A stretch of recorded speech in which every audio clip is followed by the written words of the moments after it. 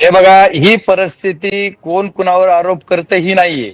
ही परिस्थिती कोण कुणाचा कार्यकर्ता होता याच्यावर बोलण्याची नाहीये. ही परिस्थिती ओढवली गेली आणि याच्यात सत्यता आहे असं जरंगे पाटलांच्या समोर त्या. मग जर काही सत्यता नाही तर या दोघांना अटक का केली पोलीस यंत्रणेनं? त्याच्यात काही ना काही या दोघांकडून. मी काय म्हणतो की जो गुन्हेगार असतो तो गुन्हेगार असतो, कोण कुणाच्या जवळचा कोण कुणाच्या लांबचा हा विषय नाहीये. त्याच्यामुळे या दोघांनी काय गुन्हा केला म्हणून त्यांना अटक केली? काहीतरी गुन्हा त्यांनी केलाच असेल. पोलीस यंत्रणा आणि सरकार कुणाचं आहे? सरकारच्या यंत्रणेनं जर यांना अटक केली तर याचा अर्थ काय होतो? ते काहीतरी गुन्हेगार आहेत. आणि ते गुन्हेगार काय आहेत आणि या कटाच्या मागे कोण आहे?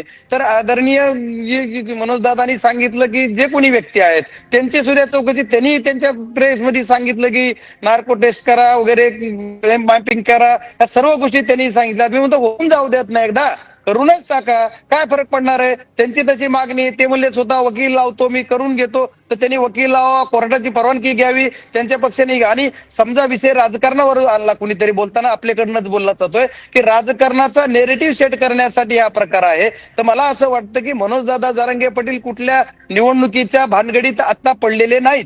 ते लोकसभेच्या निवडणुकीत पण नव्हते, विधानसभेच्या निवडणुकीच्या वेळेस थोडं कधी म्हणत होते की आमच्या पक्षाला लढायची, म्हणजे त्यांच्या संघटनेला निवडणूक लढवायची का, ते सुद्धा त्यांनी निर्णय कधी माघार घेतला नाही, लढली. आणि त्यांनी सांगितलेलं बऱ्याच वेळेस की मला राजकीय जीवनामध्ये, की राजकीय क्षेत्रामध्ये माझ्या जीवनात यायचं नाहीये. त्याच्यामुळे आता त्यांची कुठला संघटना किंवा त्यांचे जे समाजाचं कार्य करण्याचा त्यांचा उद्देश आहे, राजकारणामध्ये नेरेटिव्ह सेट करण्याचं काम कोणी करत असेल तर एक राजकीय पक्ष किंवा एक दुसऱ्याच्या संघटना करू शकतात. ही मला वाटत नाही की सामाजिक संघटना आहे, समाजाचं काम करणार ही नेतृत्व आहे. याच्यामुळे राजकीय नेरेटिव्ह करायचा काही संबंध येत नाही असं माझं मत आहे. पण याला राजकारणाचा रंग कुणाला द्यायचा ते मला माहित नाही. पण याचा अर्थ की या गोष्टी जी घटना घडली, या घटनेचा मी निषेध केलेलाच आहे.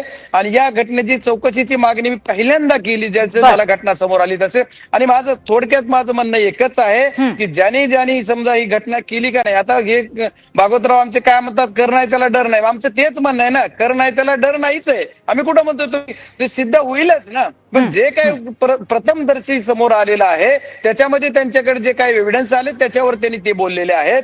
तर त्याच्यावर तपासामध्ये येईल ना, पोलिसांच्या तपासाला तुम्हीही सामोरं जाणार आहात. तपास करण्याची मागणी सर्व समाज ही करतंय आणि त्या अनुषंगाने तपासही होईल ना. आणि तपास झाला पाहिजे. आणि माननीय मुख्यमंत्री महोदयांनी निष्पक्षपाती तपास केला पाहिजे असं म्हणणारा मी कार्यकर्ता म्हणजे आहे. तुमचं एकंदरीत म्हणणं आहे की बाजू कोणाचीही असो किंवा नसो, परंतु याच्यामध्ये तपास झाला पाहिजे, कारण अशा पद्धतीचा हल्ला होणं योग्य नाही.